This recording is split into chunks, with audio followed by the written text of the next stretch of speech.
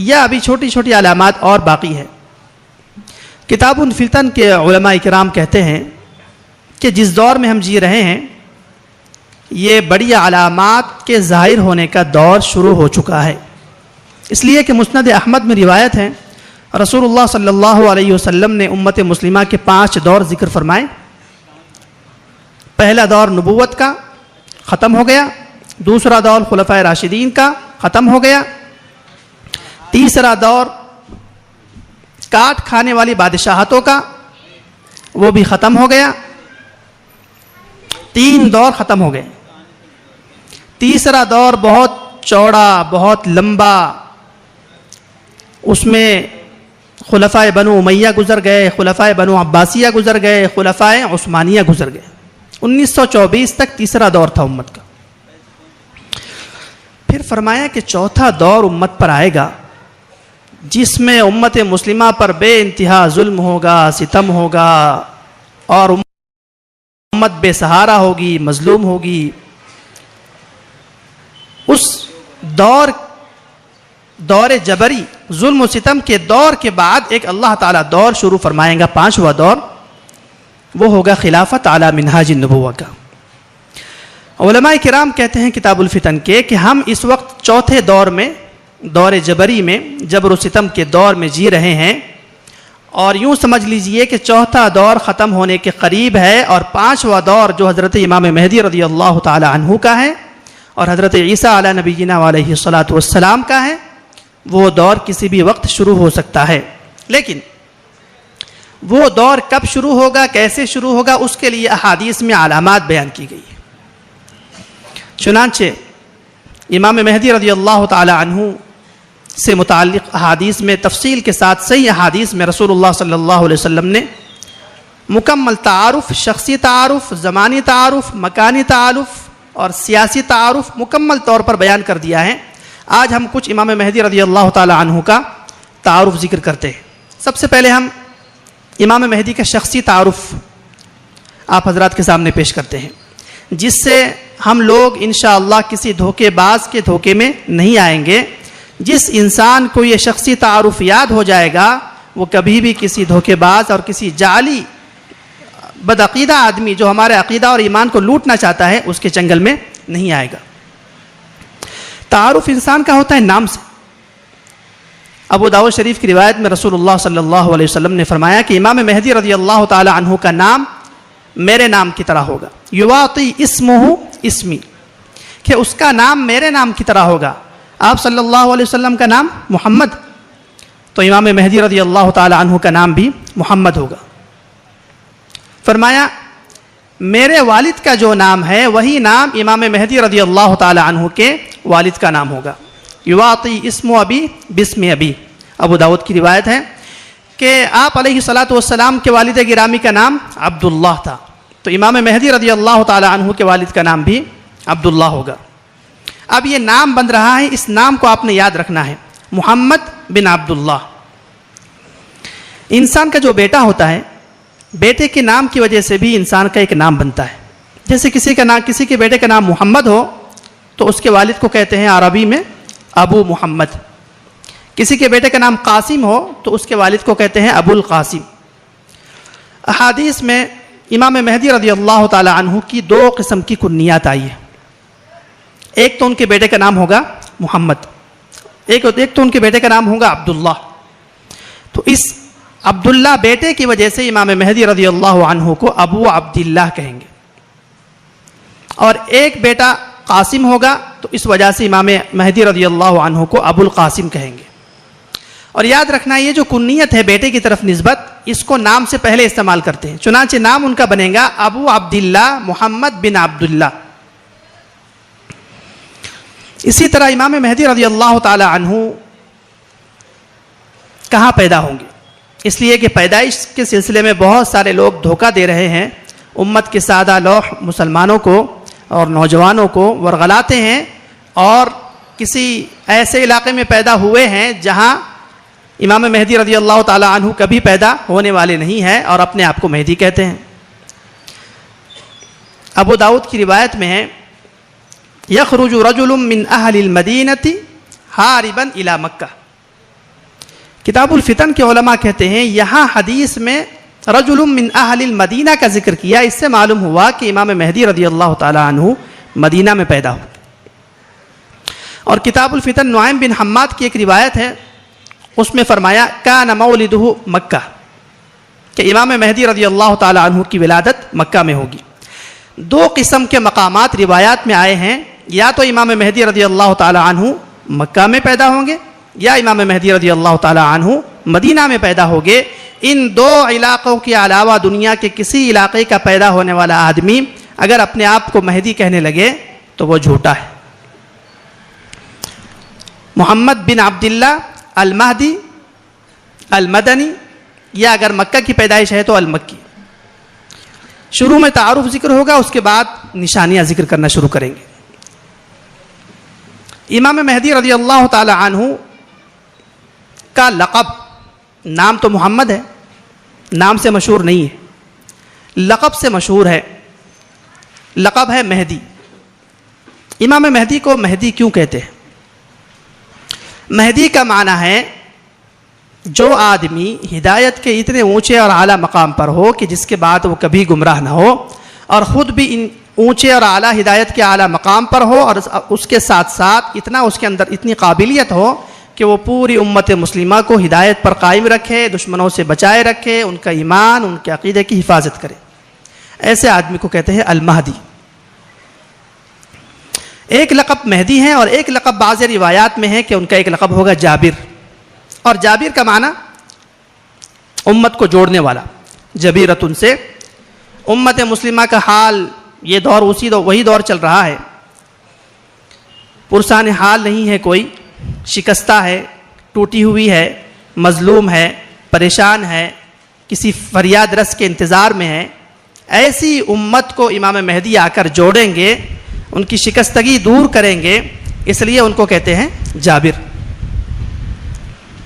تو نام بن گیا محمد بن عبداللہ المہدی المدنی الجابر. امام مہدی رضی اللہ تعالی عنہ کے نام کے ساتھ دعائیہ کون سا جملہ استعمال کرنا ہے؟ بہت سارے مسلمان ہمارے امام مہدی کے ساتھ جملہ استعمال کرتے ہیں علیہ السلام. علماء کہتے ہیں کہ یہ جملہ استعمال کرنا مناسب نہیں ہے، اس لیے کہ یہ جملہ انبیاء کرام علیہم الصلاۃ والسلام کے ساتھ خاص ہو گیا ہے. کسی ایسے آدمی کے لیے یہ جملہ استعمال کرنا جو نبی نہ ہو، یہ انسان کو دھوکے میں ڈال سکتا ہے، کہیں عام انسان اس کو نبی سمجھ بیٹھے.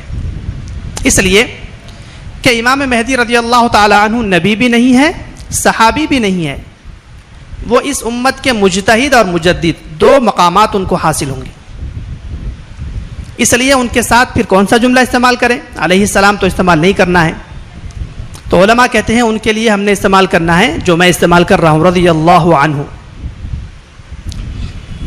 اب یہاں سوال ہو سکتا ہے کہ امام مہدی کو ابھی آپ نے کہا کہ صحابی نہیں ہے، تو پھر رضی اللہ عنہ کیسے استعمال کر سکتے ہیں؟ رضی اللہ عنہ تو صحابی کے لیے استعمال ہوتا ہے.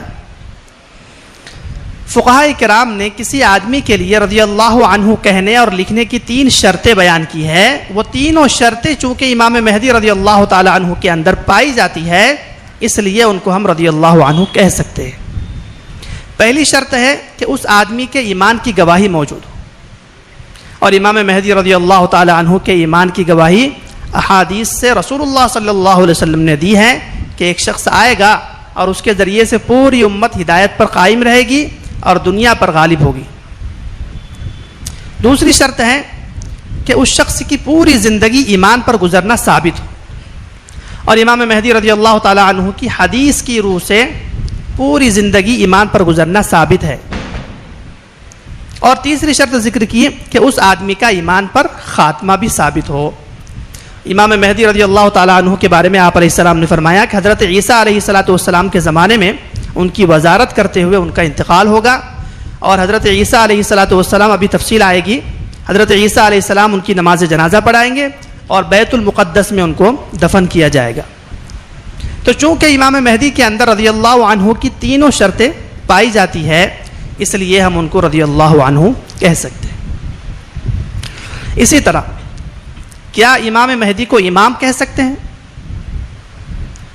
تو یاد رکھنا ہے کہ امام مہدی رضی اللہ تعالی عنہ کو ہم امام کہہ سکتے ہیں، لیکن ہم جو امام مہدی کو امام کہہ رہے ہیں وہ امام ان لوگوں کا امام نہیں ہے جو ایران والے ہیں، کیونکہ وہ تو امام کا مطلب لیتے ہیں معصوم، انبیاء سے بڑھ کر کوئی چیز، اور ہم امام مہدی رضی اللہ عنہ کو امام اس لیے کہتے ہیں کہ حضرت عیسیٰ علیہ الصلاۃ والسلام جب تشریف لائیں گے آسمان سے تو امام مہدی رضی اللہ تعالی عنہ ان کی ایک نماز میں امامت فرمائیں گے، اور ایک مجتہد اور مجدد کے لیے یہ بہت بڑی سعادت ہے کہ کوئی نبی اس کے پیچھے نماز پڑھے اور وہ امام بنے، اس لیے ہم ان کو امام کہتے ہیں۔ اسی طرح ایک امام کا معنی ہوتا ہے رہبر، جیسے امام ابو حنیفہ ہے، امام شافعی ہے، امام مالک ہے، امام احمد بن حنبل ہے، تو ان لوگوں کو جیسے ہم امام کہتے ہیں بمعنی کوئی رہبر ہے، دین پر چلانے والا ہے، ایسے ہی امام مہدی بھی چونکہ رہبر رہیں گے اس لیے ہم ان کو امام کہہ سکتے ہیں۔ یہاں تک تو تعارف ہوا ہے، شخصی تعارف، کہ نام محمد ہے، والد کا نام عبداللہ ہے، جائے پیدائش مدینہ یا مکہ ہے، کنیت ابو عبداللہ اور ابو القاسم ہے، لقب المہدی اور الجابر ہے۔ اب سوال پیدا ہوتا ہے کہ کیا ہم اس وقت اس دور میں ہیں جس دور میں امام مہدی رضی اللہ تعالی عنہ تشریف لانے والے ہیں؟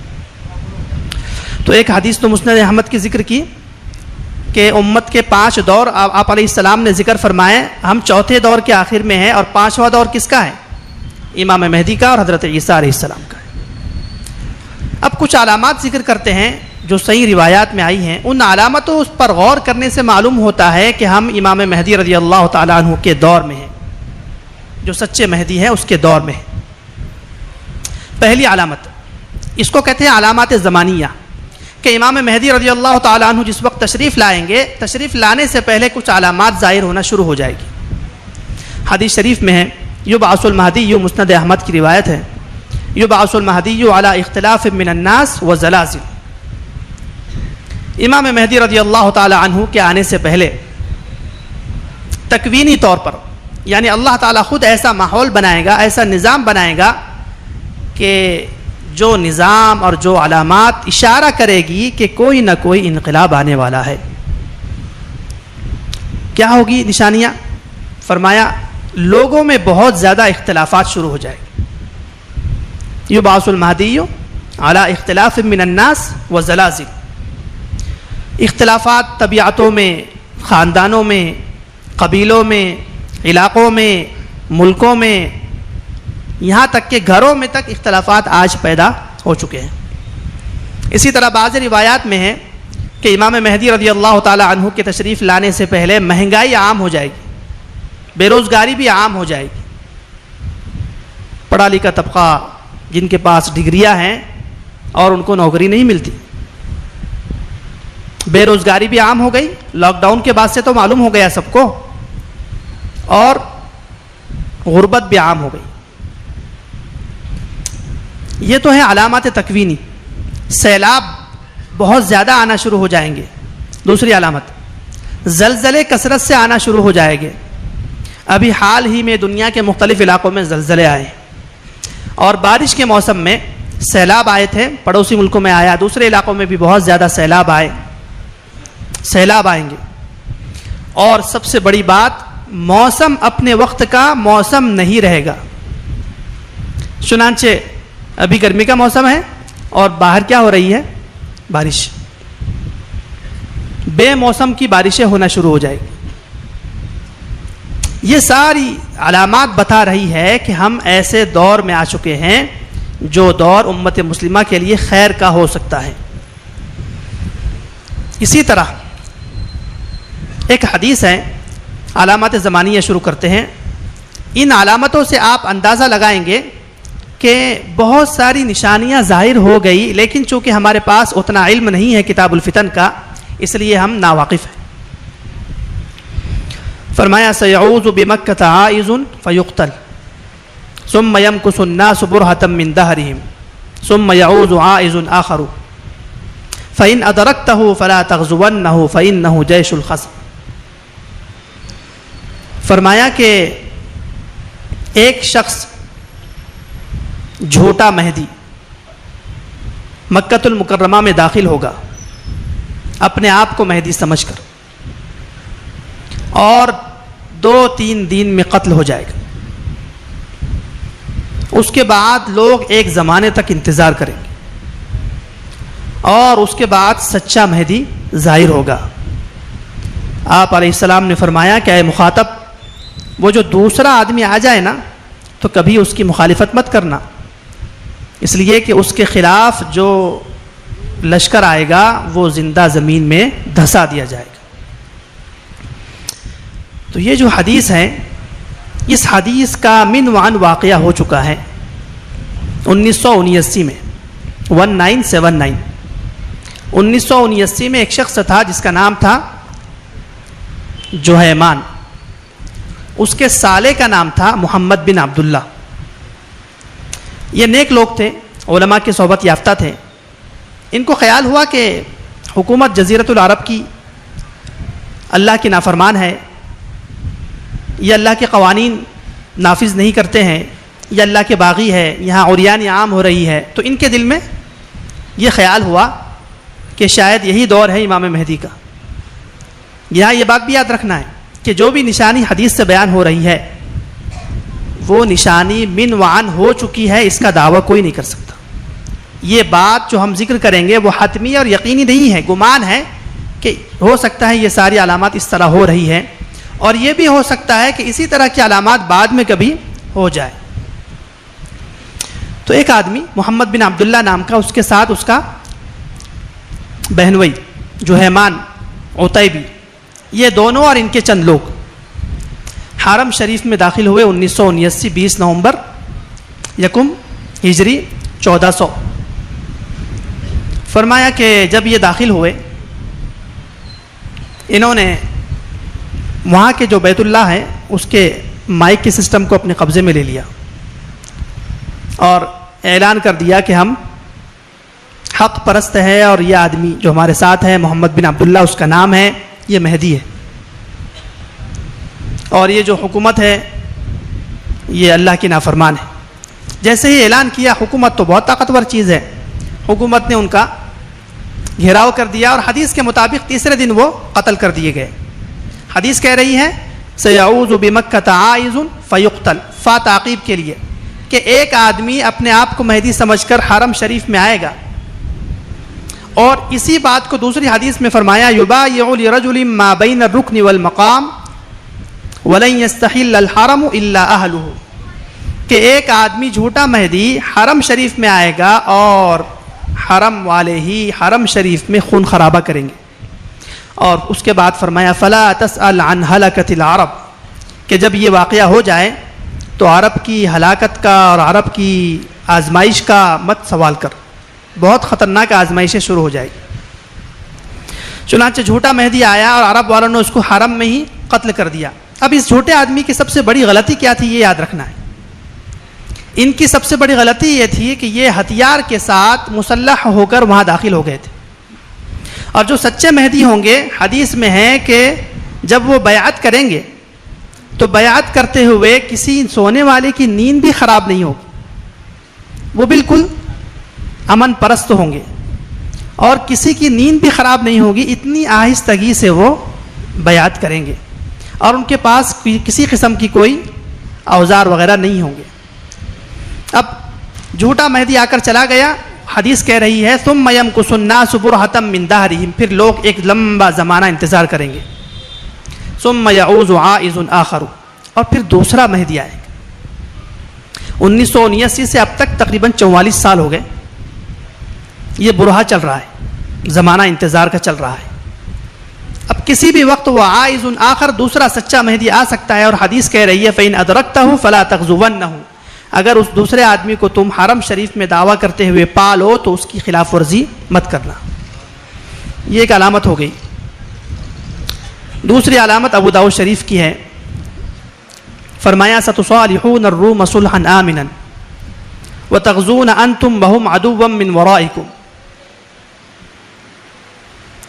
کہ مسلمان اور روم والے صلح کریں گے، اتحاد کریں گے، اور مسلمان اور روم والے دونوں مل کر کسی تیسرے دشمن کو شکست دیں گے، ہرا دیں گے۔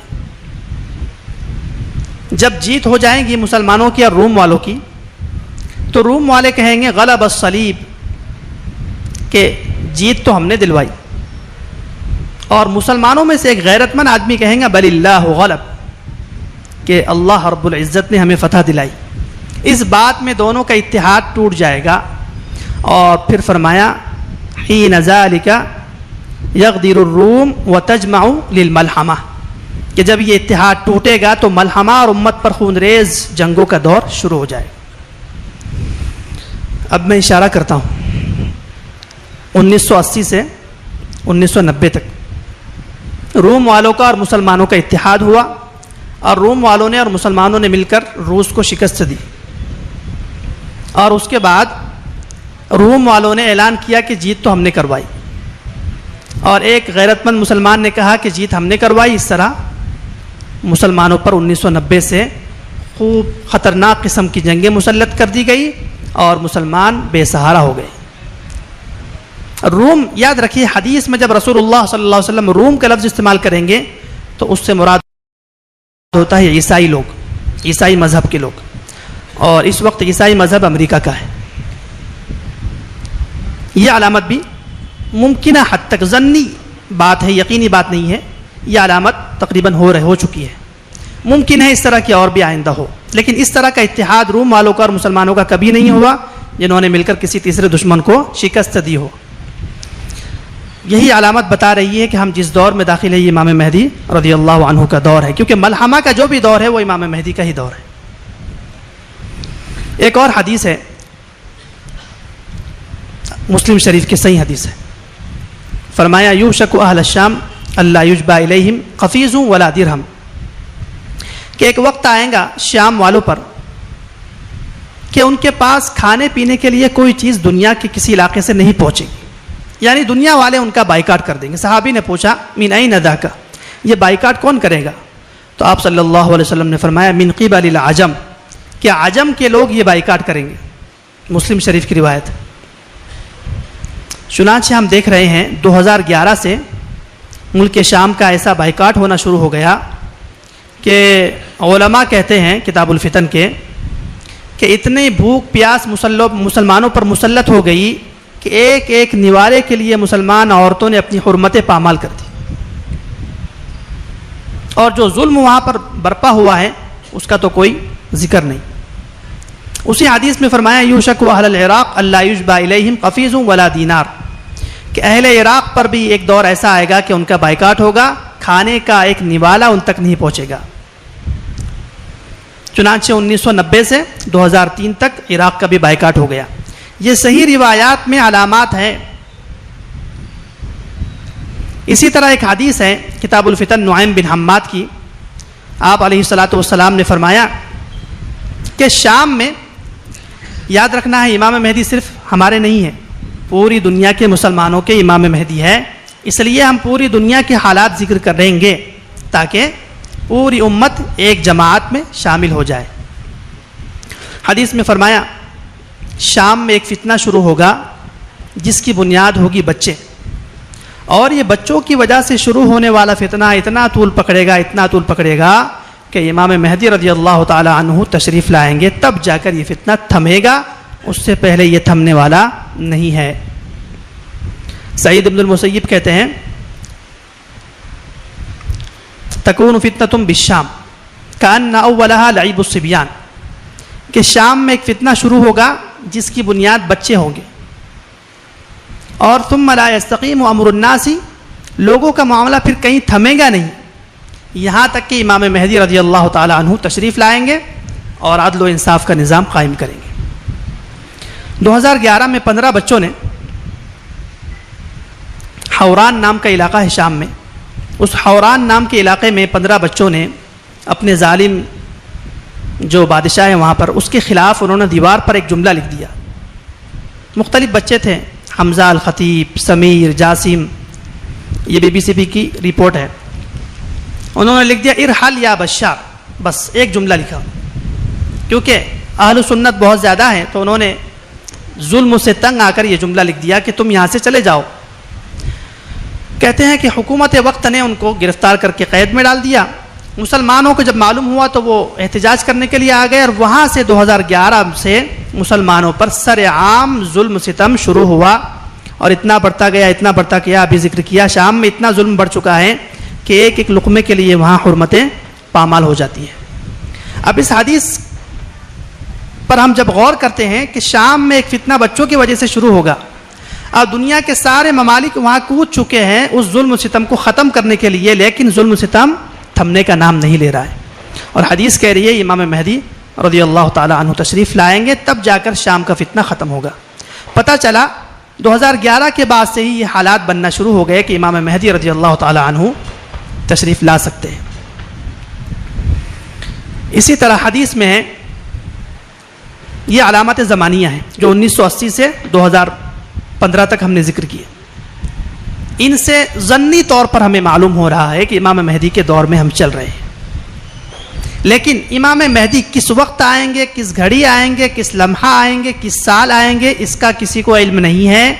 امام مہدی کا آنا مغیبات میں سے ہے، اور غیب کے بارے میں کسی کو کچھ علم نہیں ہے. اس لیے کوئی وقت متعین کرنا 2024 میں آئیں گے، 2025 میں آئیں گے، فلاں وقت آئیں گے، اس طرح وقت کی تعین کرنا گمراہی ہے، اور اس سے بہت سو کا ایمان خطرے میں جا سکتا ہے. ہاں بس ہم صحیح احادیث میں جو بیان کی گئی علامات ہیں اس کو بیان کریں گے اور تیاری کریں گے. امام مہدی کے بارے میں کتاب الفتن نعیم بن حماد میں ہے کہ محرم کے مہینے میں آئیں گے، اتنا معلوم ہے. 10 محرم کو ظاہر ہوں گے. اب 10 محرم کو آئیں گے، اس سے پہلے 3-4 مہینے سے کچھ حالات بنیں گے جو صحیح روایات میں ہیں. محرم سے پہلے ہے ذی الحج، پھر ذی القعدہ، اس سے پہلے شوال، اس سے پہلے رمضان. تو رمضان میں جو علامات ظاہر ہوں گی وہ نہایت ضعیف ہے، اس لیے اس کو ذکر نہیں کرنا ہے. جو صحیح روایت ہے اس کو ذکر کرتے ہیں. فرمایا تکون اختلاف عند موت خلیفہ، یہ ابو داؤد کی روایت ہے کہ جزیرۃ العرب کے ایک بادشاہ کا انتقال ہوگا، اور اس کے انتقال کے بعد یقتتل عند کنزکم ثلاثۃ کلهم ابن خلیفہ ثم لا يستقیم امر الناس علی شیء، کہ جزیرۃ العرب کے ایک بادشاہ کا انتقال ہوگا اور اس کے 3 شہزادے بادشاہت کے لیے آپس میں لڑائی کریں گے. وہ چھوٹی موٹی لڑائی ہوگی. یقتتلو کا معنی ہوتا ہے معمولی لڑائی، خون خرابہ بھی ہو سکتا ہے. یہ جو لڑائی ہے یہ ہوگی شوال، ذی قعدہ، ذی الحجہ. آپ صلی اللہ علیہ وسلم نے فرمایا کہ جزیرۃ العرب پر کوئی حکمران نہیں ہوگا. ایک بادشاہ کا انتقال ہو چکا ہے، 3 شہزادے اس کے بادشاہت کی دوڑ میں آپس میں قتل و قتال کر رہے ہیں، اس لیے نظام کوئی نہیں ہے جزیرۃ العرب میں. اس لیے دنیا کے جو حج کرنے والے حاجی ہیں اس سال بہت کم جائیں گے، اور لاک ڈاؤن میں جب ہم نے دیکھ لیا ہے کہ حاجی کم ہو سکتے ہیں. فرمایا کہ وہ جو حاجی کم جائیں گے نا، ان کم حاجیوں میں امام مہدی رضی اللہ تعالی عنہ کو تلاش کرنے کے لیے 7 علماء جائیں گے. العلماء السبعہ، 7 علماء. وہ 7 علماء اپنی جگہ روحانیت کے امام، صحیح العقیدہ، تقوی طہارت کے امام. وہ سارے علماء بغیر پیشگی اطلاع کے، ان کا آپس میں کوئی تعلق نہیں، اس طرح حرم شریف میں جمع ہوں گے جیسے اصحاب کہف بغیر کسی اطلاع کے حرم شریف میں جمع ہو گئے تھے. یہ 7 علماء وہاں حرم میں پہنچے حج کرنے کے لیے، اور یہ پریشان ہے کہ کوئی جزیرۃ العرب کا حاکم نہیں ہے، امت کا خون بہہ رہا ہے، امت پرسان حال ہے، اور کیسے ہم ایسے آدمی کو تلاش کریں جس کے ذریعے سے قسطنطنیہ فتح ہو جائے. آپس میں سلام کریں گے اور کہیں گے آپ کیوں آئے؟ وہ کہیں گے کہ ہم تو اس شخص کو تلاش کرنے کے لیے آئے ہیں. اس کے بارے میں آپ علیہ السلام نے فرمایا کہ وہ آ کر امت کے حالات درست کرے گا. 7 علماء جمع ہو گئے، اور جمع ہونے کے بعد یاد رکھنا ہے کہ یہ 7 علماء امام مہدی رضی اللہ تعالی عنہ کی علامات شخصیہ، علامات زمانیہ، علامات مکانیہ، علامات شرعیہ، علامات سیاسیہ اور جزیرۃ العرب کے مکمل حالات کا ان کو علم ہوگا. ایسا نہیں کہ وہ کسی جگہ کے سجادہ نشین ہو، نہیں، وہ دنیا کے حالات پر نظر رکھنے والے 7 علماء ہو. پہنچ گئے جزیرۃ العرب میں، اور 7 کی نظر ایک آدمی پر پڑ گئی، اور کہنے لگے ان کا نام محمد ہے، والد کا نام عبداللہ ہے. بہت ضعیف روایت میں والدہ کا نام آمنہ بھی آیا ہے. پیدائش ان کی مدینہ کی ہے. خاندان ان کا حضرت علی فرماتے ہیں کہ حضرت حسن کے خاندان میں سے امام مہدی تشریف لائیں گے تو خاندان ان کا ہاشمی ہے. وہ 7 علماء ایک بندے کو متعین کریں گے اور یہ 7 علماء جمع ہو کے اس بندے کے پاس جائیں گے. اب ان کا چہرہ بشرا اسی طرح ہوگا. فرمایا اقن الانف، درمیانہ ناک ہوگی، اعلی الجبہہ، پیشانی کشادہ ہوگی، گندمی رنگ ہوگا. صفات میں تو آپ صلی اللہ علیہ وسلم کے جیسے ہی ہوگے لیکن شکل و شباہت میں آپ علیہ السلام جیسے نہیں ہوں گے. چلے گئے اور ان کے پاس کہا کہ حضرت علامات سے تو احادیث کی ایسا لگتا ہے کہ آپ ہی وہ شخصیت ہیں جس کی آپ علیہ السلام نے پیشن گوئی فرمائی. آپ ہاتھ بڑھائیے، ہم بیعت کرنا چاہتے ہیں. کہتے ہیں اتنی بات سنیں گے امام مہدی اور فوراً اپنا ہاتھ جھٹک دیں گے اور کہیں گے میں مہدی نہیں ہوں، انا من الانصار، میں دین کا چھوٹا موٹا ناصر اور خادم آدمی ہوں بھائی، میں مہدی نہیں ہوں. یہ کہہ کے پیچھے ہٹیں گے اور فوراً وہاں سے چلے جائیں گے. اس حدیث سے معلوم ہوا کہ جو آدمی خود دعویٰ کرے کہ میں مہدی ہوں وہ جھوٹا ہے، سچا نہیں ہے. کیونکہ امام مہدی جو سچے ہوں گے وہ کبھی دعویٰ نہیں کریں گے. علماء ان سے درخواست کریں گے پھر بھی وہ انکار کر دیں گے. یہ علماء اپنے حج کے حال میں ارکان میں مصروف ہو گئے. امام مہدی وہاں سے نکلے مکہ سے اور مدینہ چلے گئے. مدینہ کے رہنے والے ہیں تو ان 7 علماء نے سوچا کہ چلو روضے کے پاس جا کر تلاش کرتے. یہ 7 علماء وہاں سے نکلیں گے اور مدینہ آئیں گے. مدینہ پہنچ کر پھر ان 7 علماء کی اس بندے پر نظر پڑ گئی. انہوں نے کہا کہ علامات سے تو ہم کو ایسا ہی لگ رہا ہے یہی بندہ ہے، انکار بھی کرتے ہیں، چلو پھر ایک درخواست کرتے ہیں. پھر یہ 7 لوگ مل کر کہنے لگے کہ حضرت ایسا نہ کرو یار، امت مسلمہ کا حال دیکھو کیسی بدحال ہے، کتنا ظلم ہے، کتنا فساد ہے، اور علامات سے ہمیں لگتا ہے کہ آپ ہی وہ شخصیت ہیں. پھر انکار کر دیں گے اور کہیں گے انا من الانصار، میں دین کا خادم ہوں، میں مہدی نہیں ہوں.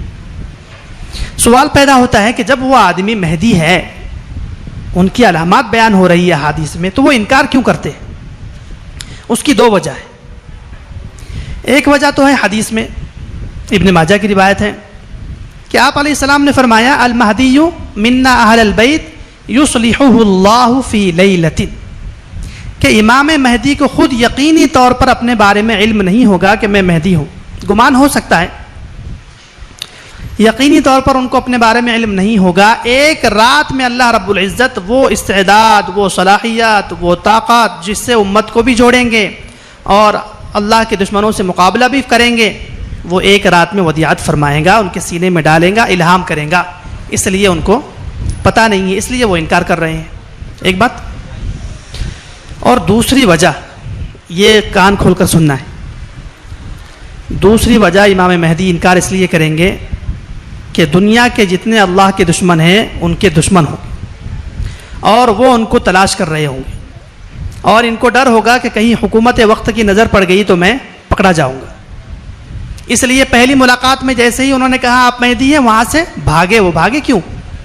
کہ کہیں کسی کی نظر میں نہ آ جاؤں. ایسا نہیں ہوگا کہ لوگ ان کا استقبال کریں گے اور ان کے پھول کے ہار ڈالیں گے، نہیں، بہت مشقت میں بہت زیادہ ان پر نظر ہوگی دنیا کے اللہ کے دشمنوں کی. یہاں سے بھی وہ مدینہ سے نکل کے چلے گئے، مکہ چلے گئے. اب یہ 7 علماء تیسری مرتبہ مکہ گئے. چلو ایک آخری مرتبہ تلاش کرتے. 7 علماء وہاں پہنچے تو دیکھا کہ وہی آدمی جس سے 2 مرتبہ ملاقات ہو چکی ہے، وہ آدمی غلاف کعبہ پکڑ کے رو رہا ہے اور اللہ سے دعا کر رہا ہے کہ الہ العالمین، میں ایک کمزور سا بندہ ہوں، میرے ساتھ تو کوئی نہیں ہے اور آپ نے اتنی اونچی اور اعلیٰ ذمہ داری میرے کندھوں پر ڈال دی اور دنیا کے سارے اللہ کے دشمن میرے دشمن ہیں، مجھ پر نظر گاڑے ہوئے ہیں، میں کیسے اس ذمہ داری کو نبھا سکتا ہوں؟ یا اللہ اپنی توفیق سے ہی اور اپنے فضل سے ہی آپ یہ کام مجھ سے لے لیجئے، میں تو کرنے سے رہا. وہاں کہتے ہیں یہ علماء تیسری مرتبہ جا کر ان کا گریبان پکڑیں گے اور کہیں گے اثمنا علیک، کہ اگر تیسری مرتبہ آپ نے بیعت نہیں لی تو قیامت کے دن اللہ کے دربار میں ہم آپ کی شکایت کریں گے اور جتنا امت مسلمہ کا خون بہہ رہا ہے آپ کی گردن پر ہوگا۔ اس وقت امام مہدی، چونکہ رات میں ہی الہام ہو چکا ہوگا، امام مہدی کہیں گے کہ جی ہاں، آج کی رات میں اللہ رب العزت نے وہ مقام مہدویت مجھے ودیعت کیا ہے۔ کیا ہے یہ مقام مہدویت؟ قرآن کریم میں 4 مقامات ہیں، من النبیین والصدیقین والشہداء والصالحین۔ سب سے اونچا اور اعلیٰ مقام انبیاء کا، پھر صحابہ کا۔ علماء کہتے ہیں کہ انبیاء اور صحابہ کے بعد اور شہداء اور صالحین سے پہلے درمیان میں یہ مہدویت کا مقام ہے، اس لیے کہ وہ اس امت کے مجدد اور مجتہد ہیں۔ یہ مقام اللہ تعالیٰ ان کو عطا فرمائے گا۔ چنانچہ وہ 7 علماء سے، اب غور کرنا ہے، سچا مہدی پہلی بیعت لے گا 7 علماء سے، خاموشی میں، حرم کے اندر۔ اس کے بعد روایات میں ہے کتاب الفتن کی کہ عشاء کا وقت ہوگا اور وضو کر کے وہ آئیں گے، اور جگہ آپ علیہ الصلاۃ والسلام نے متعین کر دی ہے، ما بین الرکن والمقام، حجر اسود اور مقام ابراہیم کے درمیان آئیں گے، اور وہاں آ کر عوام الناس سے بیعت کریں گے۔ چونکہ اس سال افراتفری کا عالم ہے، حاجی حج کرنے کم آئے ہوئے ہیں، اس لیے ان کے ہاتھ پر عوام الناس میں سے جو بیعت کرنے والے ہیں وہ صرف 313 ہو گئے، من عدت اصحاب بدر، جتنے بدر میں صحابہ تھے اتنے لوگ ہو گئے۔ وہاں آئیں گے حجر اسود اور مقام ابراہیم کے درمیان، حرم شریف میں، کسی اور علاقے میں سچا مہدی نہیں آنے والا ہے۔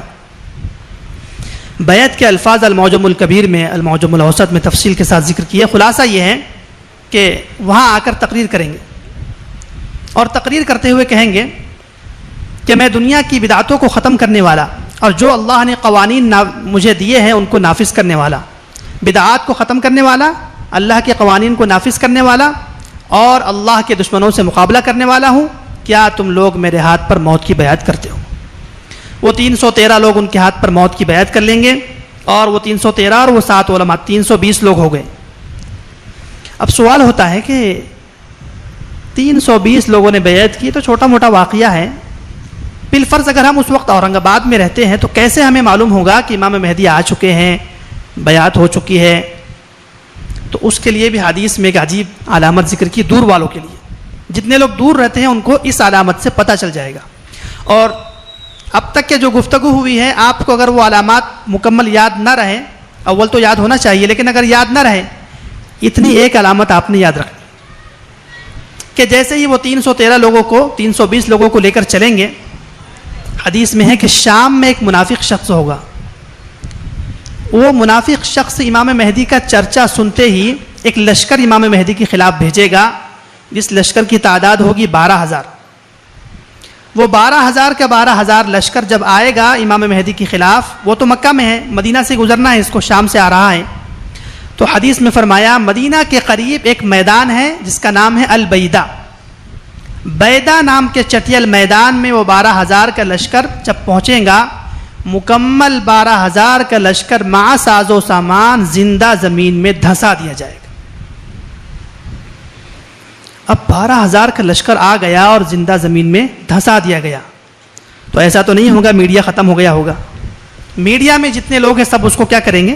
کوریج کریں گے، اور یہ واقعہ پوری دنیا کے مسلمانوں کو پتہ چل جائے گا، کسی بھی آلے سے، کسی بھی ذریعے سے۔ حدیث کہتی ہے کہ صرف 2 آدمی اس میں زندہ بچیں گے، ایک اس بدبخت کو جا کر اطلاع کرے گا کہ ہمارا بیڑا غرق ہو گیا، اور ایک آدمی امام مہدی رضی اللہ تعالیٰ عنہ کو اطلاع کرے گا کہ اللہ تعالیٰ نے آپ کی کرامت ظاہر کر دی۔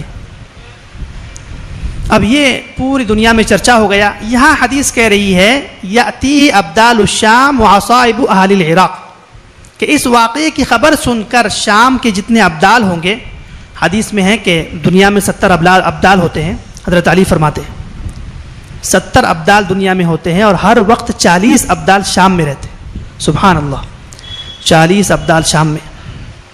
تو وہ شام کے ابدال اور عراق کے اولیاء اور دنیا کے تمام مسلمان اس واقعے کی خبر سنتے ہی سمجھ جائیں گے کہ جس کے خلاف یہ لشکر آیا وہ آدمی سچا مہدی ہے اور اس کے قریب جانا چاہیے۔ اس طرح محدثین کہتے ہیں، علماء کہتے ہیں کہ امام مہدی کے پاس جب لوگ پہنچنا شروع ہو گئے تو اس طرح ان کا جو لشکر ہوگا، ابھی سینکڑوں میں تھا، ہزاروں میں ہو جائے گا۔ اسی طرح یاد رکھنا ہے کہ امام مہدی صرف مسلمانوں کے لیے نہیں ہے، کیونکہ دنیا میں 4 ارب سے زائد لوگ ہیں جو اللہ کو نہیں مانتے ہیں، تو ان کے لیے بھی اللہ تعالیٰ نے ایک انتظام کیا ہے۔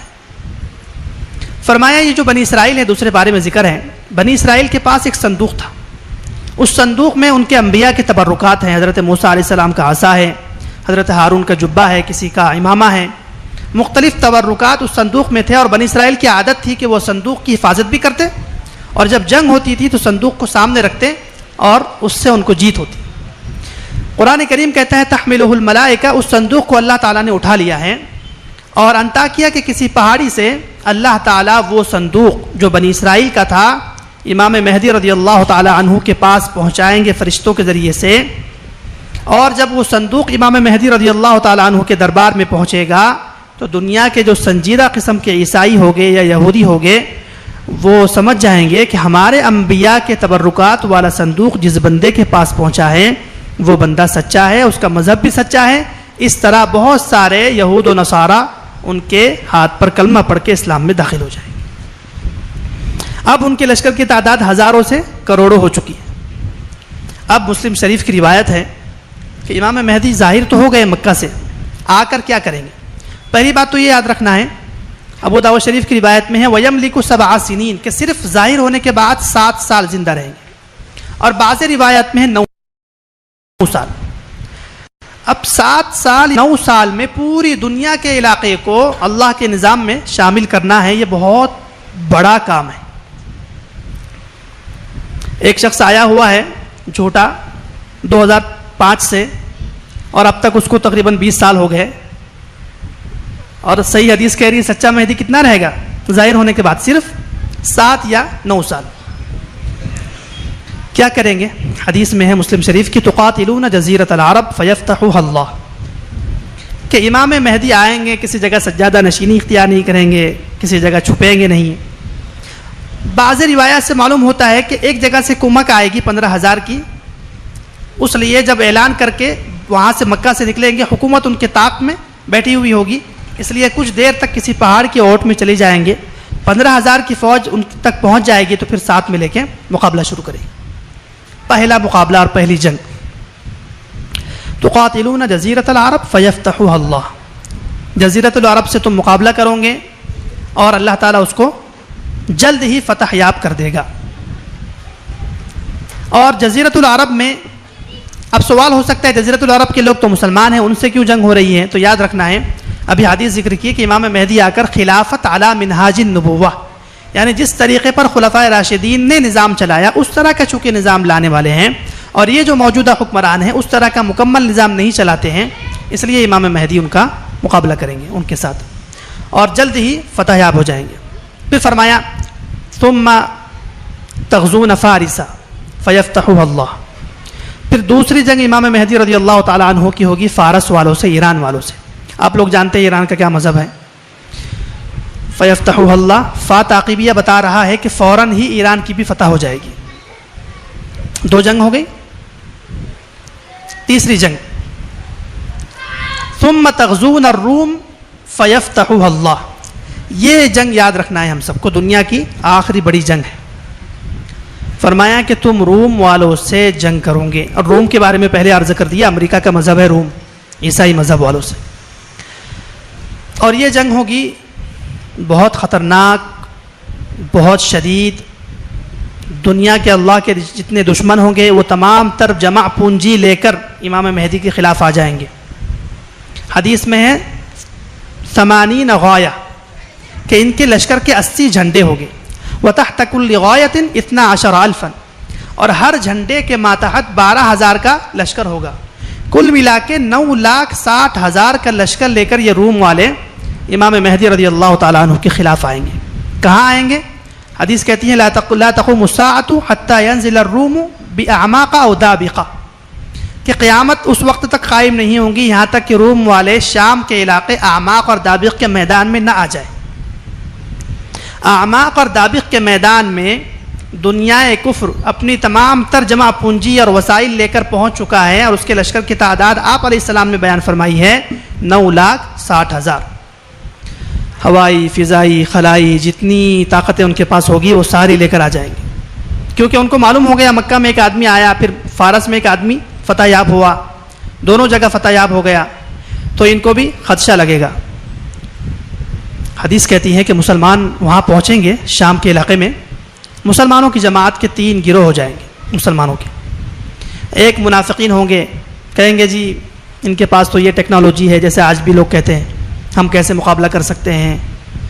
ایسے منافقین لشکر سے نکل کر امام مہدی کے چلے جائیں گے، اور حدیث کہتی ہے لا یتوبہ اللہ ابدا، اللہ تعالیٰ ان کی کبھی توبہ قبول نہیں کریں گے، یہ کفر پر مریں گے۔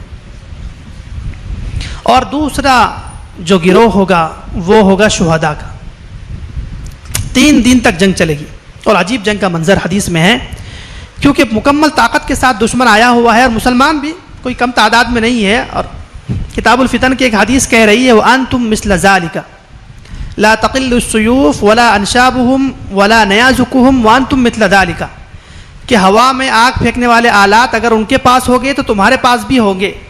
بہت سو کو سوال ہو سکتا ہے کہ اس وقت کیا آلات ہوگے، پیشگی اس کا جواب دے دیا۔ فرمایا کہ صبح سے شام تک جب لڑائی ہوگی تو مسلمان تھک کر جب پہنچیں گے تو افسوس کریں گے، فلاں دنیا کے محدث شہید ہو گئے، فلاں نیک آدمی شہید ہو گئے، فلاں ولی شہید ہو گئے، فلاں سادات میں کہ فلاں نیک آدمی شہید ہو گئے، اس طرح افسوس کریں گے۔ دوسرے دن جنگ ہوگی، تیسرے دن جنگ ہوگی، چوتھے دن صبح ہمیں فتح ہوگی، اور ایک جماعت امام مہدی کے ساتھ جو فتح یاب ہوگی، غازی بنیں گی، ان کے بارے میں حدیث میں فرمایا ثم لا یفتنون ابدا، اس کے بعد وہ کسی فتنے کا شکار نہیں ہوگے، دجال بھی آئے گا اس کے بعد، پھر بھی یہ فتنے کا شکار نہیں ہوگا۔ تیسری جنگ، اسے کہتے ہیں تیسری جنگ عظیم۔ اب یہاں یاد رکھنا ہے کہ جب تیسری جنگ عظیم ہو جائے گی اور دنیا کا عالمی کفر ٹوٹ چکا ہے بالفرض، تو اس کے بعد امام مہدی اپنے بڑے بڑے تربیت یافتہ لوگوں کو دنیا کے مختلف علاقوں میں بھیجیں گے، اور وہ سارے علاقوں کو فتح کریں گے، بر صغیر بھی اسی ضمن میں فتح ہو جائے گا۔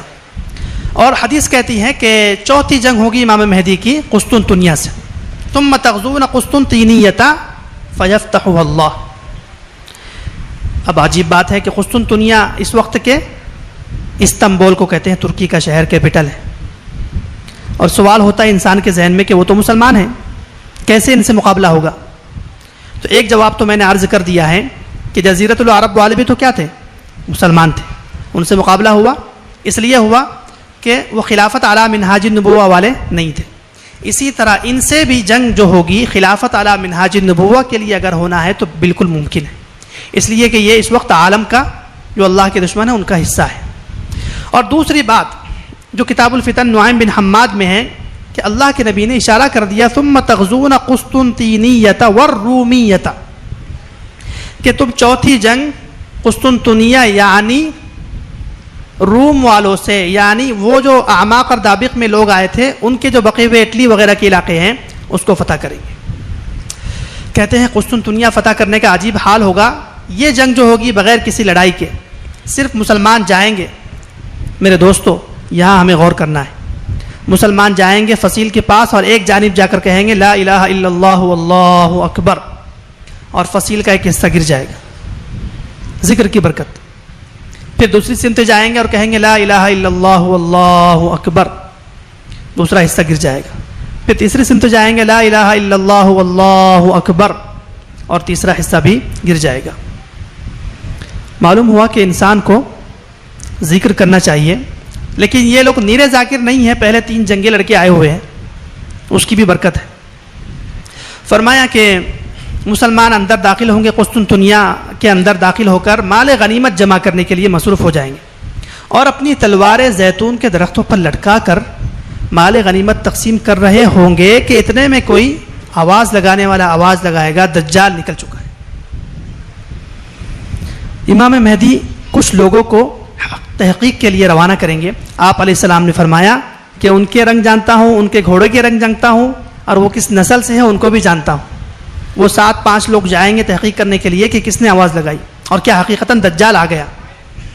امام مہدی نے ادھر بندوں کو بھیجا تلاش کرنے کے لیے، تحقیق کرنے کے لیے، اور ادھر مسلمانوں کو حکم دیا کہ اب یہاں سے ہم نے شام چلنا ہے، ملک شام۔ کیوں؟ اللہ تعالیٰ کی طرف سے امام مہدی کا کام یہیں تک تھا. اب امام مہدی کو دجال کے نکلنے کے بعد دجال سے مقابلے کا حکم نہیں ہے، اس لیے کہ امام مہدی دجال سے مقابلہ نہیں کر سکتے ہیں. اب امام مہدی کا ایک بہت عظیم الشان کام ہے، وہ کام کریں گے. وہ ایک بات تو یہ معلوم ہوئی کہ امام مہدی آئیں گے، دنیا کو فتح کریں گے، 6 سال حکومت کریں گے، کیونکہ حدیث میں ہے ما بین الملحمۃ وفتح المدینۃ 6 سنین ویخرج الدجال فی السابعہ، کہ جب اعماق اور دابق کا کفر ٹوٹے گا تو اس کے بعد 6 یا 5 سال امام مہدی حکومت کریں گے اور 7ویں سال میں دجال نکلے گا. امام مہدی پہلے آئیں گے، 6 سال حکومت کریں گے، پھر دجال نکلے گا. امام مہدی کو کیوں حکم ملا ہے دجال سے مقابلہ نہیں کر سکتے؟ اس لیے کہ دجال ہے بطور آزمائش، اور اللہ تعالیٰ چاہتا ہے کہ ہم لوگوں کے ایمان کا امتحان لیں، اس کی آزمائش کریں. اس لیے امام مہدی کے لیے حکم ہے کب آپ نے جانا ہے غوطہ شہر جو شام میں شہر ہے، اس کو بنانا ہے ہیڈ کوارٹر. حدیث میں ہے کہ دجال کے زمانے میں تمہارا ہیڈ کوارٹر غوطہ شہر ہوگا. وہاں امام مہدی جائیں گے. مسلمان جب شام میں داخل ہو رہے ہوں گے قسطنطنیہ سے نکل کے، تو پہلی جو آواز تھی کہ دجال نکل چکا ہے وہ تو شیطان کی آواز تھی، لیکن جب مسلمان شام میں داخل ہو رہے ہوں گے تو یقیناً دجال نکل جائے گا. اور اللہ تعالیٰ کی طرف سے حکم ہوگا کہ آپ نے اب حضرت یوسف علیہ السلام والا کردار ادا کرنا ہے، کہ حضرت یوسف علیہ السلام نے قحط کے زمانے میں مسلمانوں کے ساتھ معاش کا انتظام کیا اور معاشی خدمت کی. امام مہدی کو بھی یہی حکم ہے کہ دجال کے آنے سے پہلے حدیث کہتی ہے کہ 1 سال ایسا آئے گا کہ آسمان سے 1/3 بارش ختم، زمین سے 1/3 فصل ختم. دوسرا سال آئے گا آسمان سے 2/3 بارش ختم، 2/3 فصل ختم. اور تیسرا سال یعنی جس سال دجال آئے گا، نہ آسمان سے ایک قطرہ برسے گا، نہ زمین سے ایک دانہ اگے گا، پوری دنیا میں قحط طاری ہوگا. امام مہدی کو حکم ہے کہ دجال سے مسلمانوں کو بچانے کے لیے ایک تو غوطہ شہر شام میں جانا ہے، اور وہاں جا کر حضرت یوسف علیہ السلام کی طرح 1 سال 2 مہینے 14 دن دجال پورا رہے گا.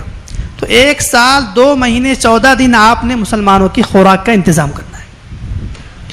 اس سے یہ بھی معلوم ہوا کہ جو مسلمان مکہ اور مدینہ میں رہیں گے وہ بھی دجال کے فتنے سے بچیں گے. اسی طرح جو مسلمان امام مہدی کے ساتھ غوطہ شہر میں پناہ گزین ہوں گے وہ بھی دجال کے فتنے سے بچیں گے.